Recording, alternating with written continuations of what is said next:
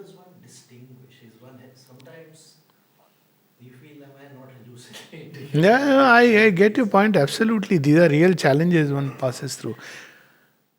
See, psychic discernment is, of course, not exactly intuition, but there is an intuition which comes through the psychic also. So the doors of intuition are two. Even if there is a vital intuition, the mother even speaks about a physical intuition. That's to say, you are going to undertake an activity and your body responds. So, intuition is nothing else but the power which operates at different centers, the divine power, which is actually a grace of the divine, if you want to put it like that, given to us. It's like a little ray. In animals, all the reflex actions are intuition. So, intuition is that power which transcends reason, cuts across reason, and works directly. So, there is a physical intuition, there is a vital intuition, there is an intuition that comes from the depths of the heart through the psychic door, and there is the intuition that comes from the mind. Doesn't matter if it is intuition, that's not the problem, but the problem is reason steps in. So, the way to distinguish, because once the mind comes in, especially for those who have an active mind, developed intellectual mind, the mind can come in and, it may disable the psychic discernment for a moment, put a blinder over it, or give any number of justifications. That's the big challenge. The psychic is showing us something, but the mind comes in and, all kinds of justification. It may even say that this is an experience I need. Now, poor psychic, it says, okay, go through it. It says, yes.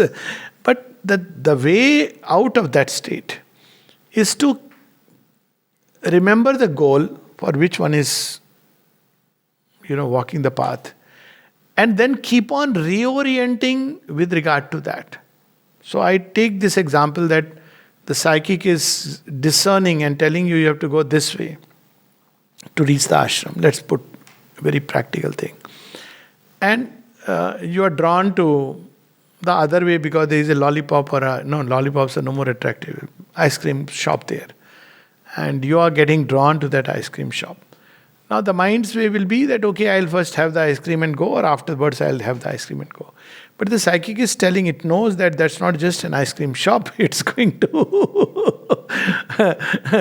spoil your throat and many other things which are going to happen.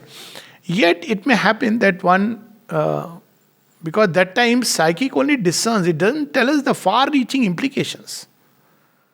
That it doesn't tell us. It just discerns and says like a gentle nudge, no. Now the human mind comes in. What's the problem? It cannot see. Ice cream to hai choti si, I'm just going to have an ice cream. What's the big deal? Now psychic by its intuitive sense has seen something. But it doesn't express like that. Unlike the mind's intuition. See, the mind's intuition is like it will show us that this step is going to lead there. So there is the difference. Psychic discernment tells you at that point of time, don't take this route. The mind's intuition will tell there is a snake out there, which is not in words, but you sense the danger which is right there, waiting for you round the corner. Whereas the psychic intuition is, don't take this path. Yet if you take it, because again, yoga in real time, real life is different from just reading a book, and that's why Shivinder and the mother have allowed all kinds of possibilities and literally endless freedom. So when you do that, the only thing that one must never forget is the goal.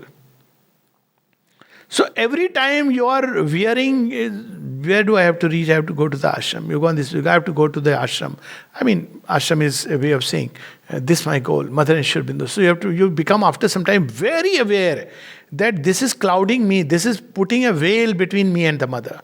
Now that becomes very serious issue, because then you are like a person who is desperately looking for water. Because you went in search of Coca-Cola. It took away your thirst for a moment, but after drinking that, you feel very thirsty, like you just don't know, you're looking just for ordinary water. And it has put a veil. So then what happens that one is to keep reminding, keep calling grace, one has to recognize that where things went wrong, sometimes may not be possible to immediately put a corrective, because in life when we take a certain turn of nature, you have to go through that cycle, evolutionary cycle. It's like illness, mother has described this, that grace can cut short the course, but you have to go through that course, or whatever virus has entered into the system. But then at the end of the journey, it is also true. When you go through that entire process, you become very conscious. Why? Because there were parts which were unconscious. Attraction to the ice cream, you didn't know this. So you see, there is a recompense, as he puts it, for every trial of spiritual life. So when one has not followed a psychic discernment and strayed because the vital has come in overpowered and the mind has justified it. That's the usual thing. So one has veered. Now what happens when you will come back? Grace is there and the remembrance. Invariably, to keep remembering, keep offering, seeking truth, light, beauty, good in whatever situation one is. And keep on that, I want you. Then eventually, of course, she is always walking with us. She will maybe a little bit shake up, then take us. But when you come back, you have actually reclaimed a portion and added to the strength.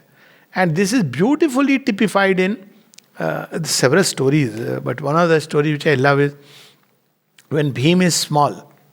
So he's a very trusting person. He's one of those who doesn't question. He will generous, super generous. He'll give himself and anything. Dost to dost. Oh yeah, he's like that. But Shatru to Shatru, uske baad he doesn't question. He'll break your neck. He doesn't bother, it is good or bad. But if you calls you friend, he'll give anything. So he trusts Duryodhana. Something in him is cautioning, but he goes. So in that story, typically Yudhishthir has cautioned him, don't, just go. He is our brother, but he just goes. Arjuna cautions him. But he goes and he trusts and he has his weakness for laddus. So they are all mixed with wish. So the result is he goes into unconsciousness and they throw him into the lake. Now, the beauty of the story is he has gone into Naglok. Now, he could have died, but Bhim is marked out for a mission. When he comes back, the Naglok people have given him an Amrit, which you find only there. And he comes back with the strength of 10,000 elephants. Now, this is a very deeply mystical story. And the story, it does not mean that one should deliberately. If you do deliberately, then it doesn't work. You have tried to walk the path and you want to discern psychically, yet there are parts of nature which we find in Savitri. We were reading the other way, that he makes our falls a means for greater rise. This too the supreme diplomat can use.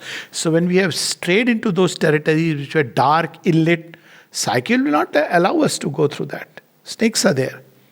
But when you have come out, you have become stronger, wiser, and reclaimed those portions which were at that point of time we were unconscious about. So whichever way you look at it, keep reminded of the goal and of course the Divine Mother's infinite grace. Two things that save, and the Mother's name. All the rest will come and go, happen. Psychic wants to take us through the straight sunlit path, but it's not always possible because there are many sides of our nature. Many complex personality from the past life, also which are needed to be brought out for the future.